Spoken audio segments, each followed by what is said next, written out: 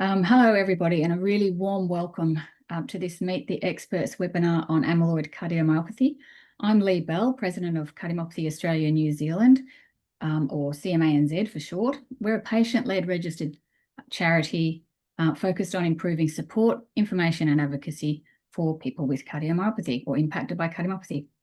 I'd like to begin the session by acknowledging the traditional owners of the lands on which we respectively meet and pay my respects to elders past, present and emerging. And I extend those respects and a warm welcome to anyone from the Indigenous community joining us at this session. This is the first in a series of webinars on the various forms of cardiomyopathy, which we're co-hosting with the Garvin Institute. So I'll extend my warm thanks to the Garvin, Jodie Ingalls and Laura Cato, and the team who have been the perfect partners in this webinar project. To note, this is our first one, so any technical issues, bear with us and we'll get them sorted as we go along. And of course, our biggest thanks to our speakers, Associate Professor Liz Paratz and Associate Professor Nikki Bart, who I'll introduce in a moment. And when I got in touch and introduced myself and asked if they might be involved, they immediately were enthusiastically saying yes. So thank you so much to Liz and to Nikki. So just to the first slide. Just before we begin, the webinar contains general information and shouldn't replace information from your own healthcare team. We're recording and this will be posted on our website, so please feel free to turn your camera off and also please keep microphones muted. We appreciate the support of our sponsors, Pfizer and Bristol Myers Squibb, in developing this educational material and acknowledge their kind support. We have some pre-submitted questions for the end, so we'll save all questions to the end. We'll go through the pre-submitted ones, and then if there's time, please feel free to put your questions in the chat, and if there's time, we'll answer any questions from the chat, and that will be moderated by the team at the Garvin. One more thank you is to the Australian Amyloidosis Network, who are a clinician-led charity who have a network of hospitals and also a lot of patient support, and they've been advertising the webinar. So thank you to the AAN, and I've got some information about them as we close. So it's now my very great pleasure to introduce both of our speakers. Associate Professor Elizabeth Paratz is an academic cardiologist with subspecialty expertise in cardiac imaging, cardiomyopathies, and sudden cardiac arrest. She's a senior cardiologist at the Comprehensive Hypertrophic Cardiomyopathy Service at the Alfred. She has published on HCM, and she is a team leader at the Heart Laboratory at St Vincent's Institute of Medical Research. She works with the St Vincent's Hospital Melbourne Amyloidosis Affiliate Amyloidosis Clinic. An Associate Professor Nikki Bart is a heart failure and heart transplantation cardiologist at St Vincent's Hospital in Sydney. She has subspecialty interests in advanced cardiac imaging, pulmonary hypertension and cardiac genetics. She leads the infiltrative cardiomyopathy group at St Vincent's Hospital and the Victor Chang Cardiac Research Institute, and has established a multidisciplinary amyloid clinic.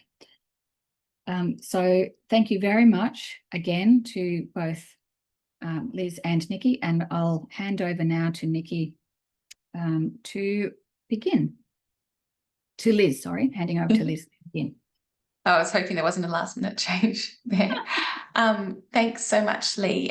It's a real honour to present today. As you've sort of given an overview, the St Vincent's Melbourne Amyloid Clinic has just become an affiliate network within the Australian Amyloidosis Network. So we're much newer than Nikki's team in Sydney. And so joining to learn from everyone and present today is a great opportunity, and I thank you for the invite.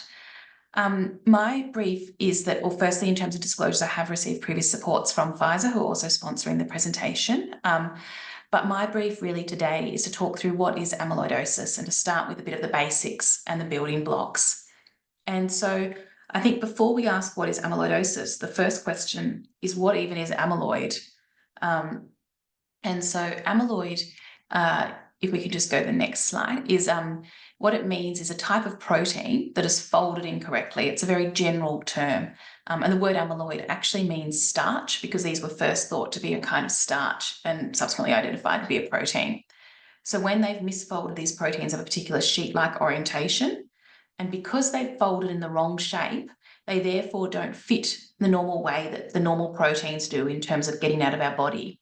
And I always find it most easy to visualize this as this child's toy, which I think we've all played with, where we put a shape into the shape that fits it. So now we have, for example, the triangle trying to get through the star. It's not going to work. And so this misfolded protein is going to accumulate in our body and it needs to pile up somewhere.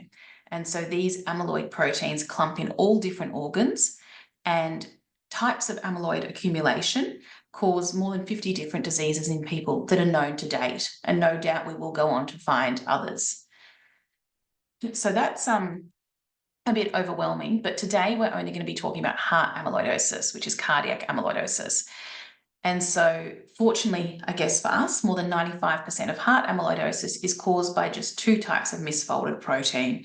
So we can really narrow our focus down to just those kinds. And those two types are called ATTR and AL. And many people on the call will probably be familiar with these or will know which kind they have.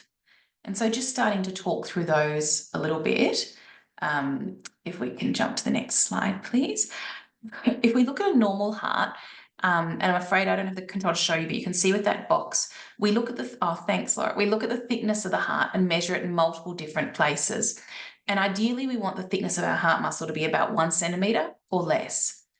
Now, because we have this amyloid protein building up and piling up and accumulating, in a person who has amyloidosis, the first thing, the classic thing we see is increased wall thickness. And we can see in the heart on the right how that heart wall is thicker because it's just got extra amyloid plaque just sitting all through the heart tissue. And so if we then go to look at that under the microscope, this is what the normal heart muscle would look like. We can see there's just muscle, muscle, muscle. The whole thing is muscle and it's going to work quite efficiently as a pump. Versus if we look at the amyloid heart, we see there's this muscle and sort of interspersed in between are these amyloid fibrils and plaque that are all building up. And so that, I guess, visually almost starts to answer the question of what's so bad about having amyloid in my heart. And if we, yeah, so what's the problem? I mean, can't I just have amyloid in my heart? And the answer is no, it's not ideal. Firstly, we'll end up with a bigger heart. But importantly, because that amyloid is sitting there between the muscle fibers, it's now a stiffer heart. It's not filling with blood as efficiently. And when it goes to pump, it may not be pumping as efficiently. And this leads to some of the symptoms we'll talk about, such as accumulating fluid and getting fluid overload, which if we then get it in our lungs and on our legs and things, we have the clinical syndrome that we call heart failure. And if it's in our lungs, it causes us to be short of breath. The other thing that we saw there was that the amyloid was sort of getting in the middle of all the muscle fibers and affecting the filling and pumping of the heart, but it can also get in the middle of all the electrical circuitry in our heart. And so if the amyloid is infiltrating in there, then we might disrupt the electrical function of our heart and have abnormal rhythms.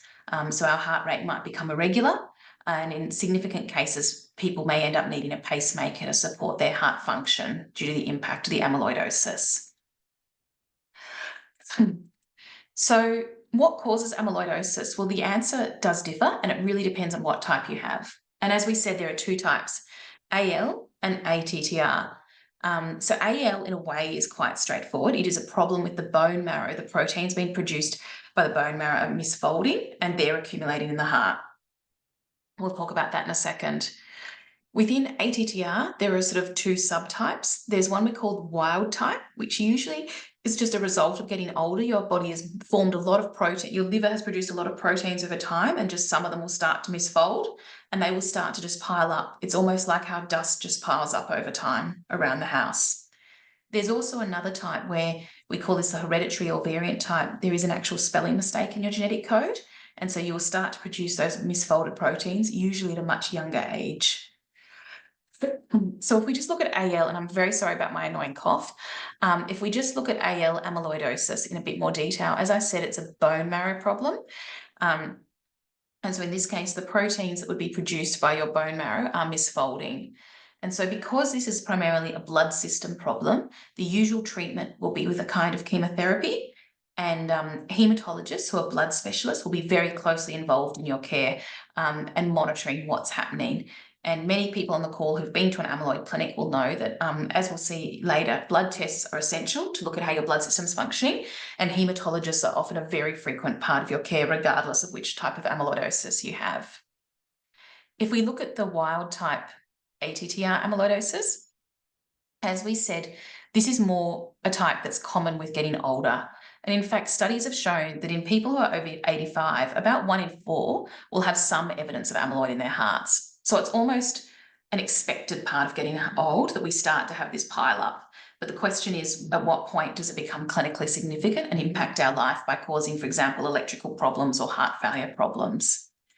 As you can see on the right in this graph from a large international registry, it is a very male problem, which is interesting because older populations over 85 tend to be mainly female. We know that women live longer.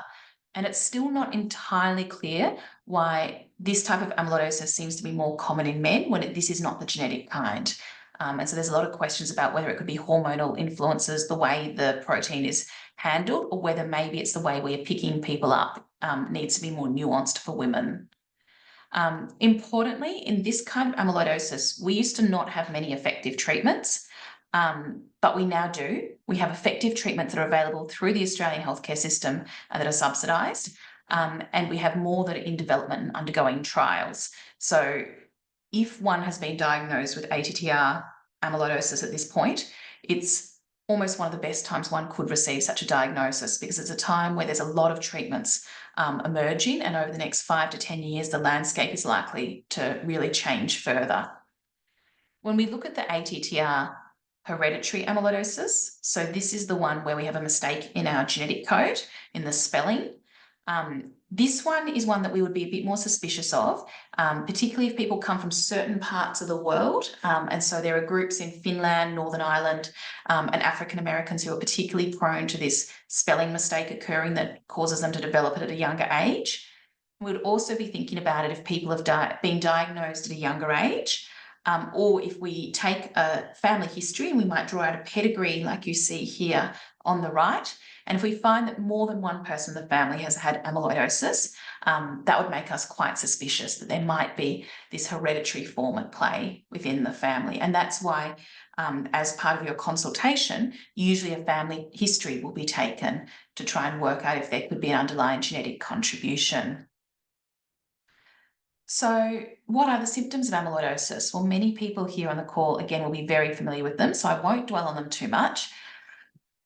But common symptoms include shortness of breath, fluid on the ankles, fluid retention elsewhere, so not just on the ankles or in the lungs, but we might also see fluid accumulation around the stomach, and a feeling of fullness because there's just fluid there and we don't really feel like eating.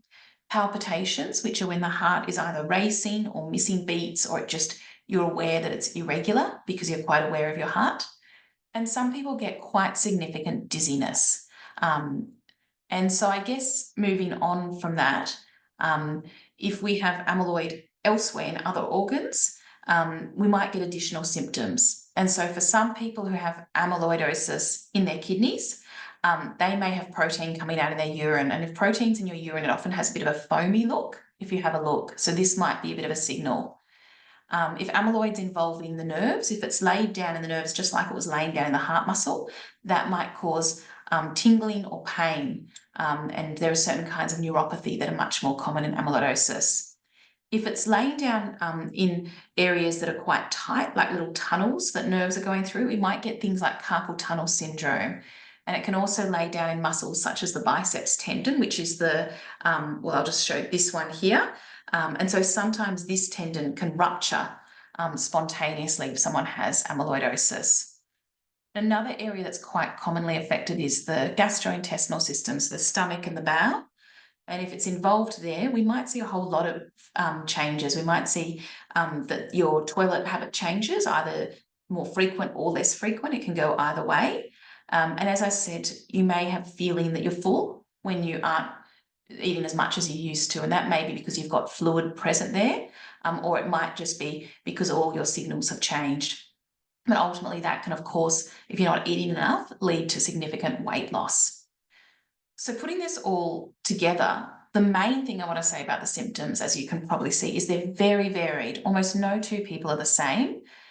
And the other thing that's really important is that none of them is a kind of smoking gun that says this is clearly amyloidosis. They're quite what we call non-specific symptoms that could be suggestive of a number of conditions. And this is one of the big problems we have, that when people go and see doctors with these symptoms, it's not immediately apparent that it's going to be amyloidosis as the diagnosis. And so because of that, delayed diagnosis is very common and very frustrating, of course, for patients who may feel unheard or may feel they've been suffering for quite a long time before getting this diagnosis. And about 20 years ago, there was a study done that said that a typical patient would have 17 encounters with doctors before the diagnosis for amyloidosis was made. Recent sort of repeats of those studies have suggested that things are getting better, but there is still a real need for us to be able to shorten that time to diagnosis as much as possible. And ensure that people are diagnosed as early as possible. And of course, that's particularly important now that we actually have treatments that work, and we want to be able to look after people and get them feeling better and on things that can lengthen their both survival but also quality of life as soon as possible. So how would we diagnose it? What tests should we be thinking about, prompting or asking for or thinking are helpful? So if we just go through them bit by bit, we're extremely fortunate here in Australia that Nikki Bart, who's going to follow me, has led this consensus statement, which provides a really clear outline of the pathway one would follow in working up and diagnosing amyloidosis. And you can see here that this pathway tells us about some of the red flags that might make a doctor think about amyloidosis. It also tells us both the diagnosis of AL and ATTR, so the AL one's in the red. So it covers really the investigation of all cardiac amyloidosis here. So this is a really helpful, great document that probably most cardiologists in Australia would be familiar with now, and it's probably gone a long way to improving the early diagnosis of amyloidosis. So what do we need to do? What are the core principles? Well, the main things are we need to suspect it early, but then having defined that a person has amyloidosis, we need to know what type they have. Because if we give the wrong treatment to a person, if we decide that they have ATTR when, for example, they have AL, and we delay them getting to the right therapy, that is obviously a really bad thing. So it's just as important to decide what type someone has as to say that they have it at all. And so we're just going to go through a little bit of that now. And what I've framed this as is there a test that everyone will have, and then there are tests that just some people will have.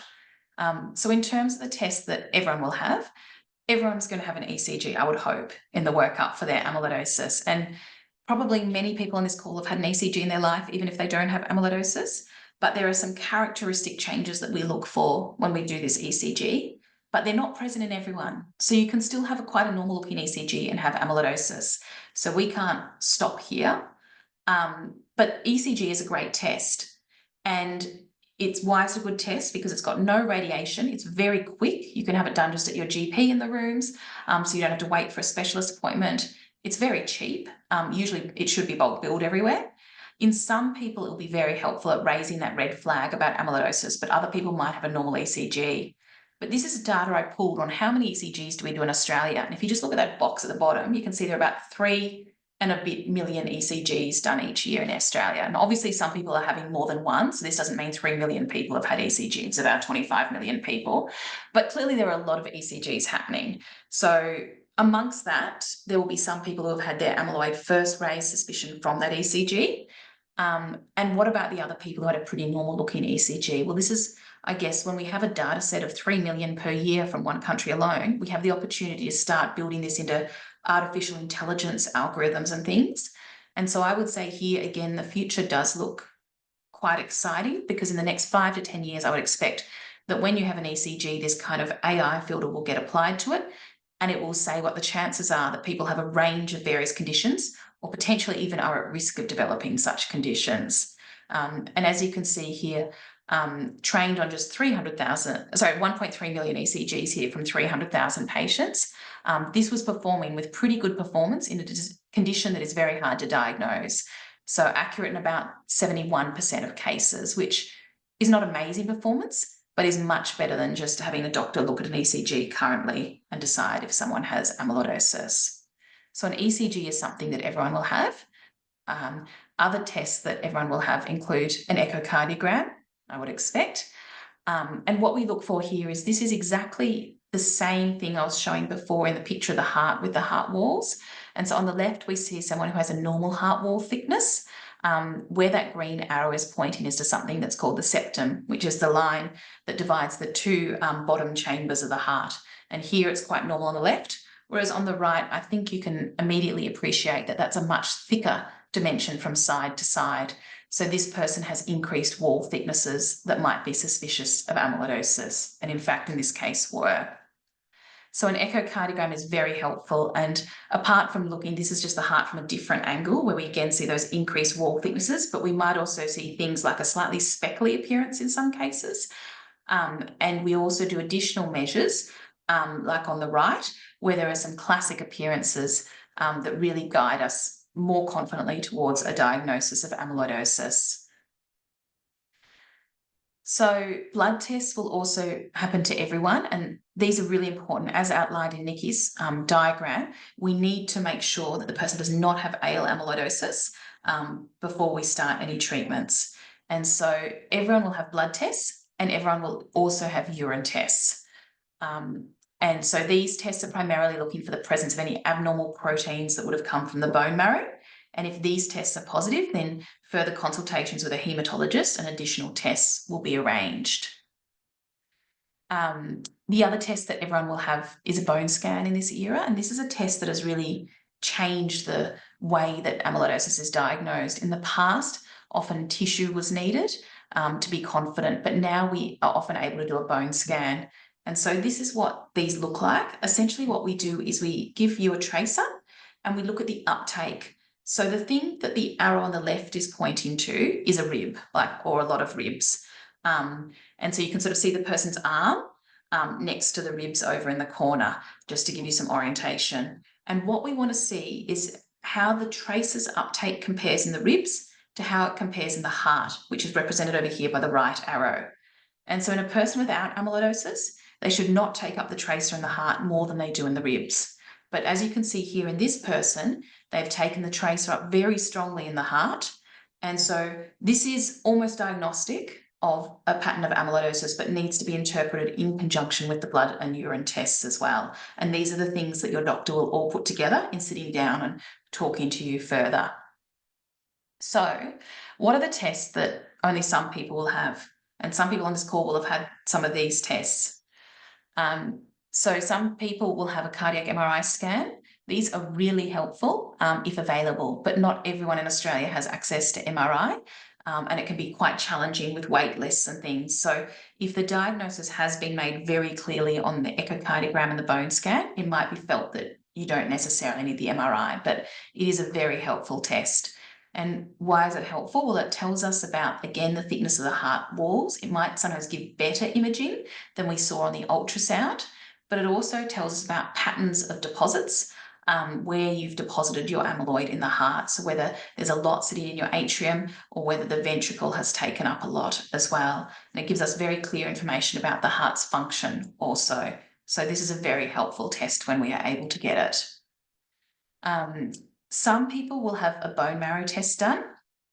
And so what this is a haematologist will usually do it, and they will put a needle into a part of your bone, and usually they just go in your back, just at the back of your hip, because that's where the bone will be quite close to the skin. And this will usually be done under local anaesthetic with some sedation, so it's not too painful. But it gives us a sample of the bone marrow to look at under the microscope to see whether there is a bone marrow problem that, for example, in AL amyloidosis, could be causing the abnormal protein accumulation. So this test will usually only be performed if we're very suspicious that it's an AL amyloidosis, or if there's real challenges in making the diagnosis otherwise and we need more information. And this test will usually be, as I said, be performed by a haematologist, and you'll be closely counselled and followed up by them. Some people, similar to the bone marrow, might need a cardiac biopsy, although this is increasingly rare.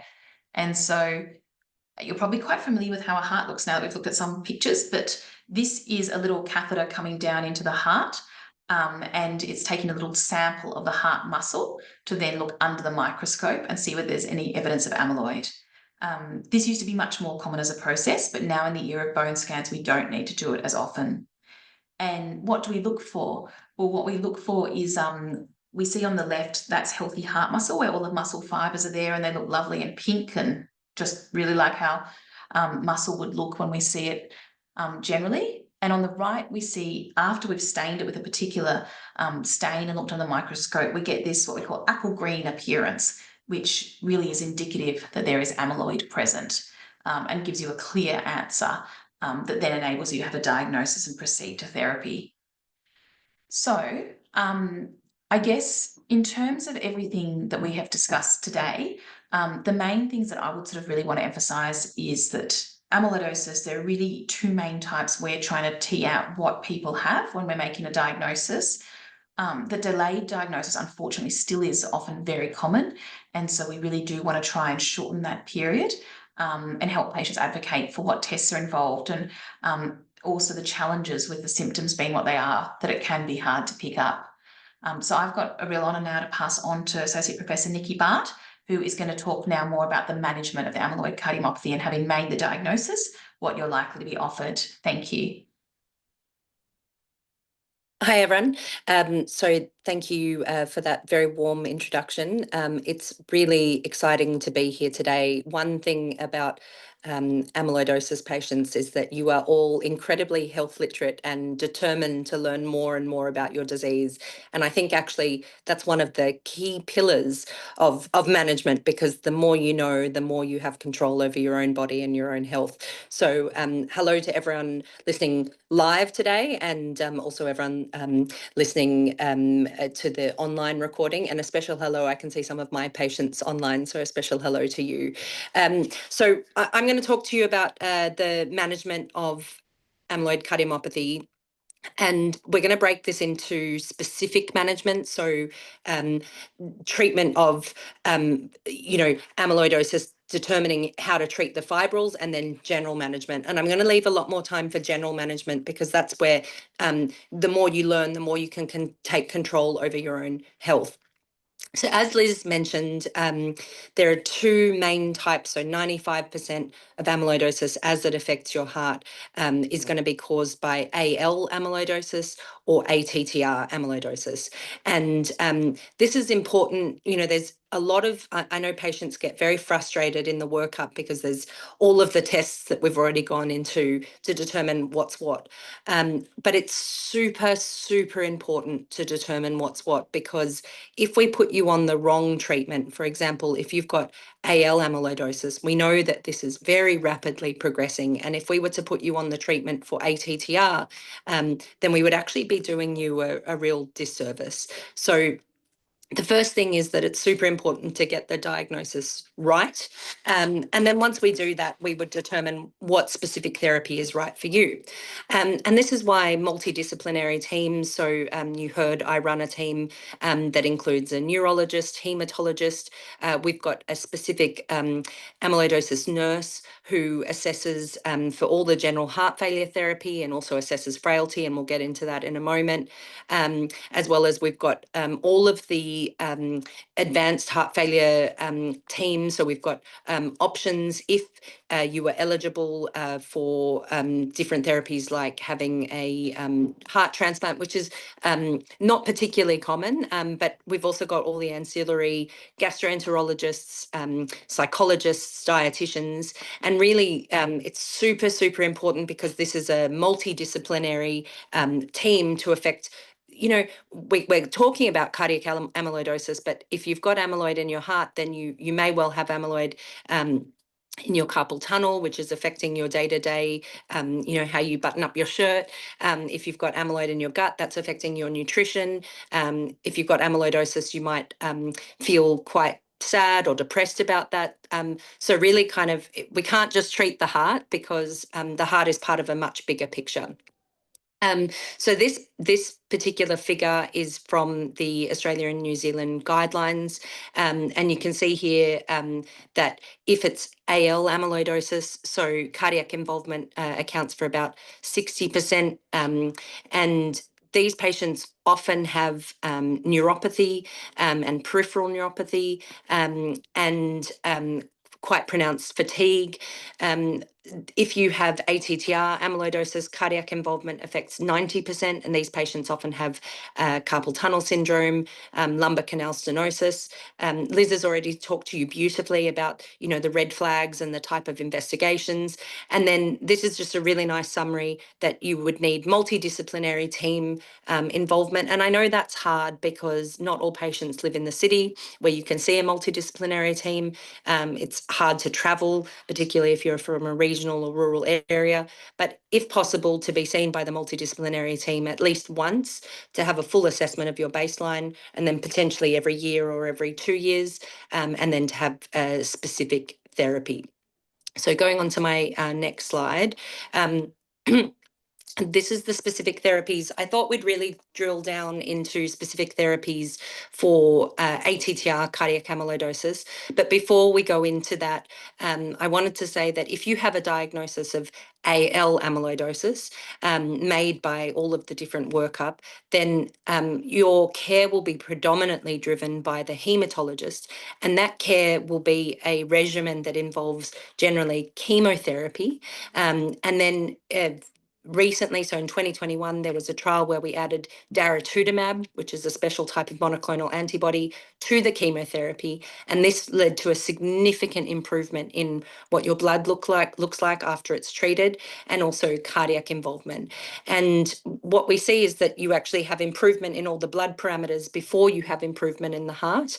And so even though the hematologist is driving the chemotherapy, you need a cardiologist who can specifically talk to you about heart failure management and things like that. And we'll get into the more general stuff at the end of this talk.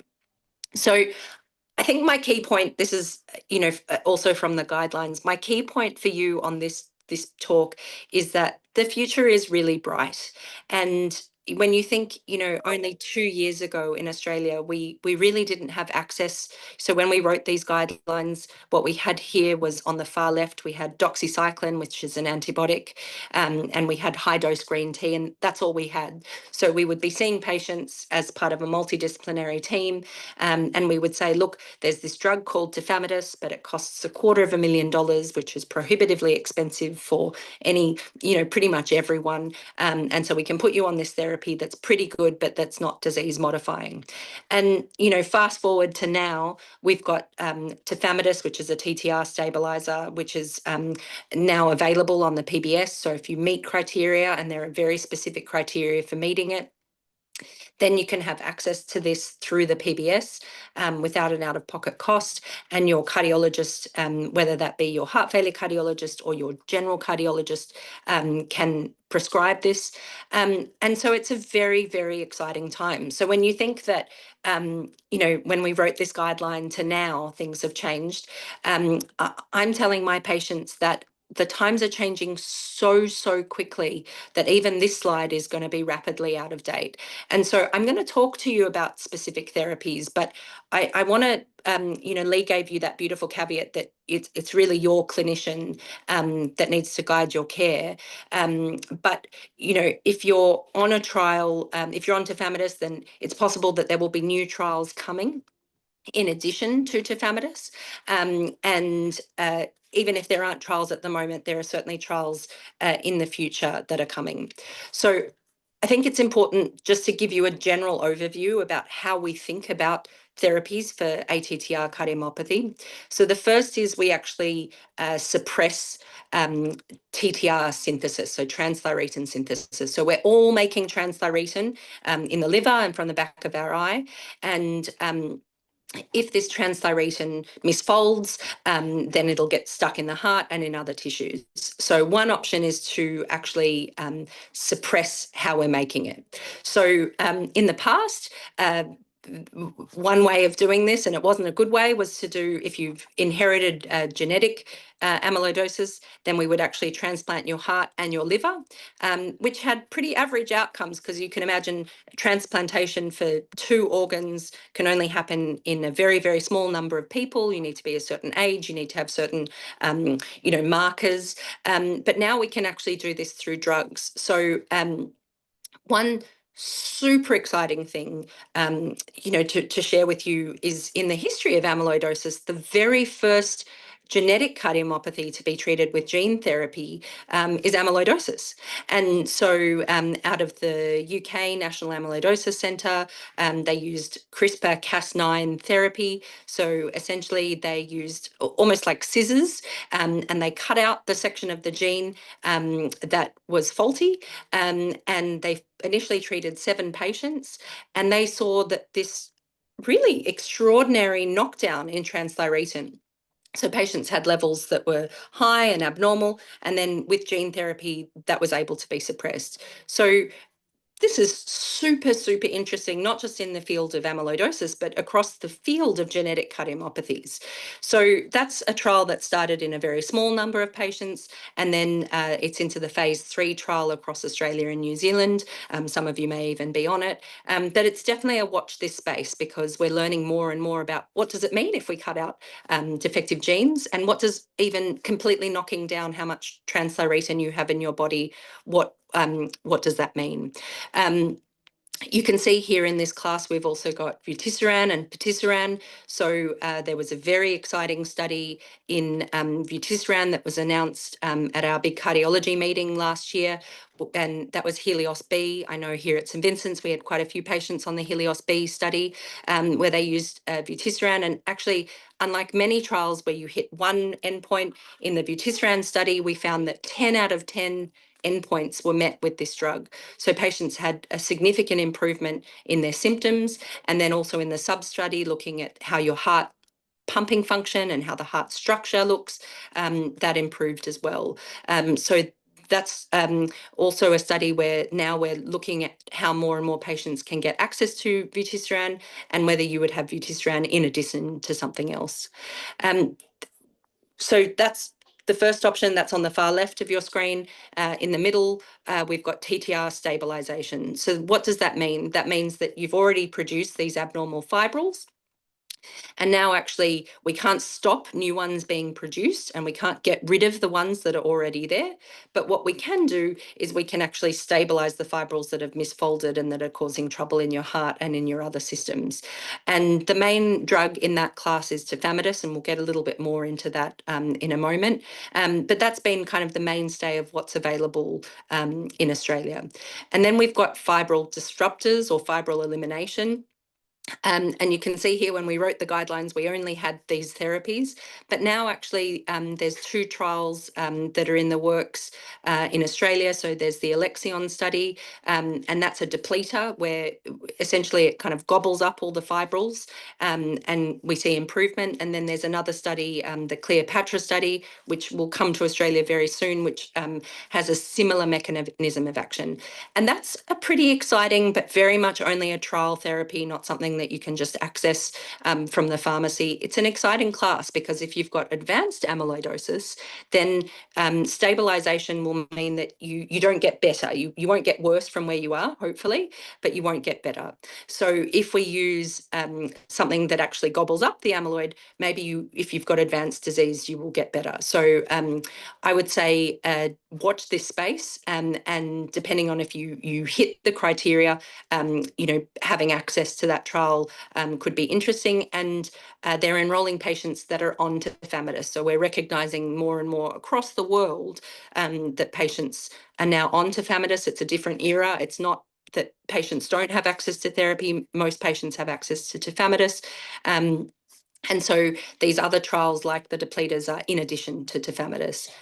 You can see here from the guidelines, then we go into heart failure management, anticoagulation, and conduction abnormalities, and we'll go into that when we talk about more general therapy. So going on to the next slide, let's specifically talk about tafamidis. So I mentioned we've only just had access to this over the last couple of years in Australia, But what does it mean? And I imagine that some of you listening today are on tafamidis.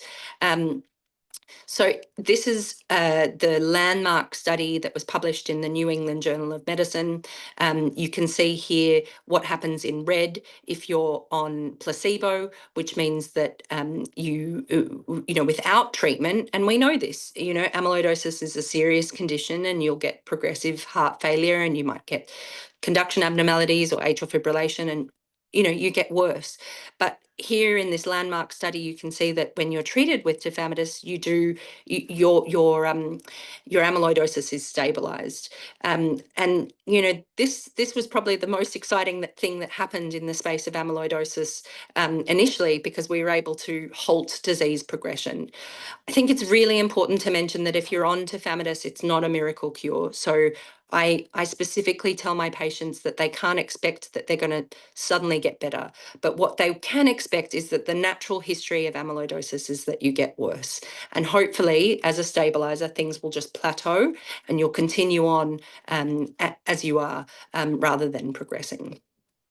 Okay, so going on to my next slide. Here is this is a little really nice summary slide from the vutrisiran study, which is Helios B. And I just wanted to show again how the curves separate. So with suppression of TTR synthesis, how your quality of life gets better. We've seen mortality benefits. So again, a very interesting and exciting class of amyloidosis therapy. Okay, so going on. So I thought we could spend the second half of my talk really talking about how can you help your symptoms with amyloidosis.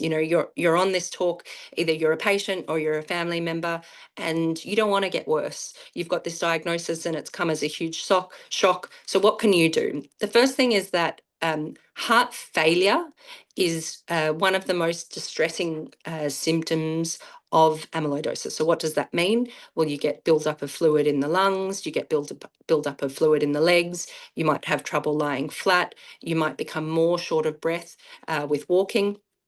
So one of the mainstays of heart failure therapy is, I tell all my patients, super important to have a really good set of scales at home, and you should be weighing yourself every day, or at the bare minimum every second day at the same time. And the idea of this is that if your weight is going up, so usually if that's kind of 1 kilo to 2 kilos in 24 to 48 hours, that's not, the cake you ate last night at dinner, that's going to be fluid. And building up fluid can make you feel much, much worse, and is something that we can get onto quickly and avoid ending up in hospital, which is what we want to all avoid. And so that might be being really careful with your intake. So everyone has a different fluid restriction. Often it's going to be a restriction of 1.5 litres, and that means everything that you consume fluid-wise in a 24-hour period, including kind of milk in your cereal. So preventing drinking too much, and also avoiding too much salt intake. And then the mainstay of therapy to get rid of the fluid is going to be loop diuretics. So that means usually Lasix or furosemide. And as you get better at your own heart failure management, your doctor might have you on a stable dose of Lasix, but if your weight goes up a little bit, you might be able to talk to your team and say, should I take an extra dose of Lasix, and avoid coming into hospital. In addition to Lasix, spironolactone is another drug that we use that has a different class. So it might be effective in combination with Lasix, but that's only a good drug if your kidneys will tolerate it. And then SGLT2 inhibitors. So these were a class of drug that were initially used in diabetes, but we have actually found that in the type of heart failure that you have with amyloidosis, they have significant benefit, not just in getting rid of fluid, but also in your heart failure symptoms. So certainly in my practice, the two types of drugs, so there's empagliflozin and dapagliflozin, and through our clinic, we're trying, if patients qualify for these drugs, to start you on one of these, and then to monitor for side effects. And the biggest side effect being a urinary tract infection. Now, really this next point is super, super important, which is that we've got really good therapy for heart failure outside of amyloidosis. And unfortunately, that therapy seems to make patients with amyloidosis worse. And this is something that we really pushed in the Australian and New Zealand guidelines, but is something that we're still getting the message across. So drugs like ACE inhibitors or angiotensin receptor neprilysin inhibitors, all these drugs actually can drop your blood pressure, make your postural blood pressures much worse, and can make you feel much, much, much, much sicker. And unfortunately, unless haven't been shown to have a mortality benefit. So one thing that I tend to do is when a patient's referred to my clinic, I actually de-prescribe these drugs for my patients. And patients suddenly feel a whole lot better because they have a little bit more blood pressure and the kidneys improve. Same thing with beta blockers. It's a little bit less strong because beta blockers might be indicated in some patients with amyloidosis, and particularly if you've got rhythm disturbance, but these can also make you feel much, much worse. So these are a class of drugs that if you're on either of those, I love them in my general heart failure patients, but in my amyloidosis patients, I really, really am very careful. So, careful drug review of whatever drugs that you're on, and sometimes de-prescribing is super important. So I think this is something in terms of patient agency. All of these points is super important, because I find that the patients that are most onto their weight, their fluid intake, and monitoring, you will have, for example, if you get a cold or a flu, that might cause your heart to work a bit harder and you might build up some more fluid. But if we can get onto that quickly and maybe increase your dose of Lasix at home, you can avoid hospitalization. So I think if you take home nothing else, taking home some general heart failure management. I'm training you to be a heart failure cardiologist, and talking, advocacy with your team about how you can build up your own knowledge of this is super important. And we've found that actually having a amyloidosis, heart failure nurse as part of our team has been instrumental, because I'm sure when you go and see your team, it's busy, there's a lot of general discussion, there's a lot of information, you might not pick it up. And we find that being able to sit down with our nurse, for half an hour afterwards and just discuss your specific heart failure management has been, made a big, big difference for our patients. Okay, so going on to the next slide. What about my heart rhythm? I wish I could, ask how many of you have atrial fibrillation and how many of you have pacemakers. I'm sure that I would see a lot of virtual hands go up. Unfortunately, as Liz mentioned, amyloidosis not just affects the pump and not just affects the valves of the heart, but also, unfortunately, these fibrils, they attach to the conduction system of the heart. And so developing either rhythms that are too fast or too slow, and rhythms that come from either the top part of the heart or the bottom part of the heart, are super, super common. So atrial fibrillation, extremely common in amyloidosis, very, very poorly tolerated.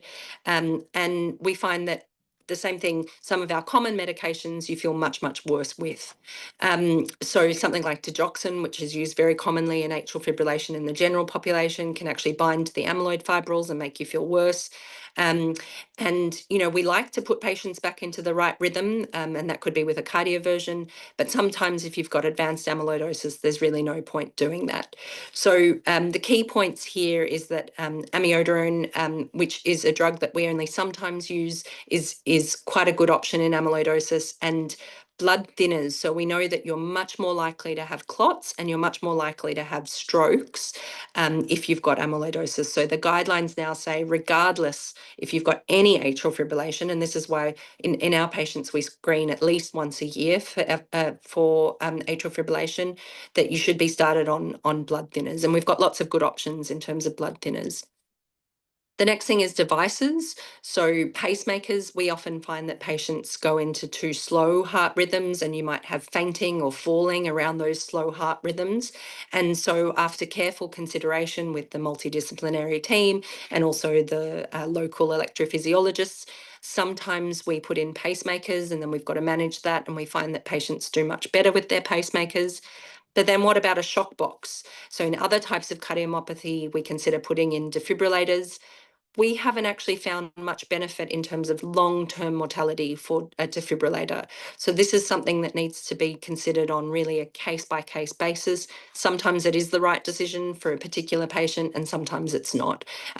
So that's really a kind of individual type decision, as is now we've got upgrade to cardiac resynchronization therapy, which helps synchronize the left and right side of the heart. And again, we would consider that on a case-by-case basis. Okay, so moving on to the next slide. There was a study, a big study, that showed that 69% of patients that have amyloidosis note that it severely affects their quality of life. Now, why is this? We've really drilled down on amyloidosis as it affects the heart. But as I mentioned to you, this is a multi-system disease. So it's not just going to affect your heart. It's going to affect your nerves. It's going to affect potentially your gut. You might have falls associated with it. You may have problems eating and drinking. And so it's pretty, it's not unexpected that you might have depression or anxiety associated with that. And that's why, as part of our team, having a psychologist or being able to refer to psychology, I think we learn more and more that in these chronic conditions, if we can help with the kind of psychosocial part of all of this, then you also have more autonomy and care of how to look after your heart. So I think the key point from this is, if you're struggling with this diagnosis, if you're struggling with how long it's taken to make the diagnosis, or just struggling with, the treatment, the side effects, or the disease itself, please ask for help. And that might look like asking a family member to help organise, or talking to a close friend, talking to your team, and then having professional support, because it's very, very common, and there are lots and lots of resources out there to help you. So moving on now to nutrition. There are lots of reasons within amyloidosis itself where your nutrition can be poor. So we find that nutrition is part of frailty, which is this kind of what we call bidirectional. So if you get a diagnosis of amyloidosis, you might be frail to start with, and that might lead to more likelihood of falling, more likelihood of poor nutrition. But if you get good treatment, that might all improve. So we try and, if you've got amyloidosis in your gut, to identify that, to get a dietitian involved, to optimize protein and to optimize small meals, and also thinking about exercise. So where possible, increasing your strength, increasing cardiac rehabilitation, because all of this is going to contribute to the overall picture and help you stay as healthy as possible and for as long as possible. So actually, back to having a nurse involved, we do frailty assessments. We do a 5-point frailty scale in everyone that comes through our clinic at baseline, and then we do it again at a year. And we see that patients who are treated, looking at every aspect, the whole body, improving nutrition, improving exercise, and then treating the amyloidosis, that the frailty gets better. But equally, if you have another hit, so if you have a bad infection or something, or bad heart failure, your frailty might get worse. And really thinking about you as a whole person is super, super important. And nutrition is something that, again, you kind of have in your own control a little bit. So maybe seeing a dietitian once to optimize how your meals look and what you want to eat to optimize your strength is going to be important. So then going on to my next slide. Before we get into questions, I just wanted to say that there are a couple of really, really good resources for all of you. So the first is the Australian Amyloid Network. They've got a fantastic website. On the website, they've got a ton of patient stories. And I find that my patients, I'll explain to them different things, but then they go and read a patient story and they'll say, actually, I really identify with that. And it helped to hear someone else's story and how they dealt with it.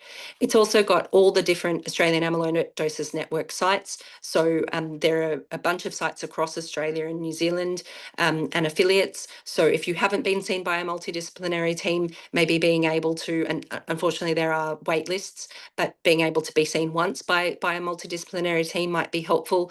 And it also has a list of the different common medications in lay terms, which is great to read whenever you're prescribed something, to really understand what you're being prescribed. It's also got the trials that are available at the moment. So if your centre doesn't have a trial, it's possible that you can be referred to another centre if you meet the criteria for that trial. The second website is the St Vincent's Sydney Heart Health website. So we've got a whole page on amyloidosis. We've also got a prescribing guideline for tafamidis. And we've got the different procedures that might be involved in your workup. So that's really good if someone says, oh, actually, you need an echo or you need a cardiac biopsy, really good to read a little bit more detail about those tests. And then finally, the Cardiomyopathy Australia website, again, has great patient resources. So I would encourage you to reach out, have a good look at all those websites and engage in these different discussions and conversations as much as possible. So thank you all for your time. I hope that this was helpful and I look forward to getting into questions now.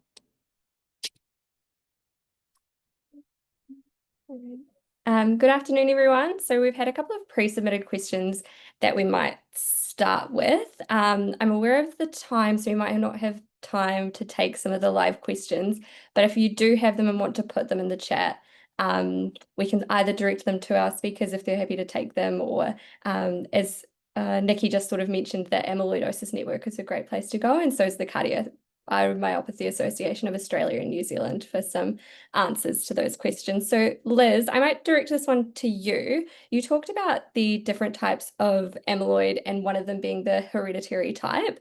I guess in terms of the hereditary type, you spoke about the TTR gene having changes. This question is about, are there any other genes that are associated or known to cause amyloidosis or cardiac amyloidosis at this time? So thank you for the question. And I guess where genetics fits in is a bit of a mix in the current guidelines. So in the consensus statement for Australia and New Zealand, it's recommended that really most people would have the option to have genetic evaluation or access to that. And probably the more genetic testing that is happening, the more genetic variants that are getting uncovered. There are a whole range of genetic variants. And so when I talked about little clusters in the world, like for instance, Finland and Northern Ireland, each one of those often is associated with particular different typos in the spelling code. And so that's predominantly in the TTR, but there are some others that have been identified as well. And then there are new ones that have been identified also. One big problem that we face in genetics, which our colleagues at the Garvin particularly have probably contributed a lot to improving the situation, is that a lot of what we know about genetics currently is very centred on the kinds of people who've been included to trials to date, which is to say mainly Caucasian people and from more developed countries. And so it's really important we continue to have representation and genetic evaluation of really different genomic backgrounds as well. So for instance, Indigenous people, Pacific Islanders, because often the genetics are quite different. And so learning from that what's normal and what isn't normal in the spelling codes for these people is really of importance in further understanding, not just in amyloidosis, but across a range of conditions. Thanks. And Nikki, I might address the second question to you. I wonder if you'd be able to comment on the safety or approach to exercise that amyloid patients should take. Yeah, it's a great question, and everyone's going to be different. So I think the first thing to say is that once your heart failure is stabilised, you're okay to exercise, and in fact, exercise will help prevent you becoming more frail, which will increase your risk of falling and other things. So my rough rule of thumb, and again, everyone's different, is that if you can walk and talk, so, being able to walk with a spouse or with a friend is going to be a really great thing, because you can build community and connection, which is good for all the psychosocial aspects of amyloidosis. But also if you can have a chat, then that's probably not pushing your heart too much. And I think being able to slowly increase distances that you're walking is super important as well. So if you're walking one block, over 1 week, then maybe the next week you're able to increase it to a block and a half. So exercise prescription is something that I do. You may need to be assessed by a physio to check that you're not at risk of falling or things like that, and also to monitor your blood pressure around the time of that. And you might need to start with a physio-led program.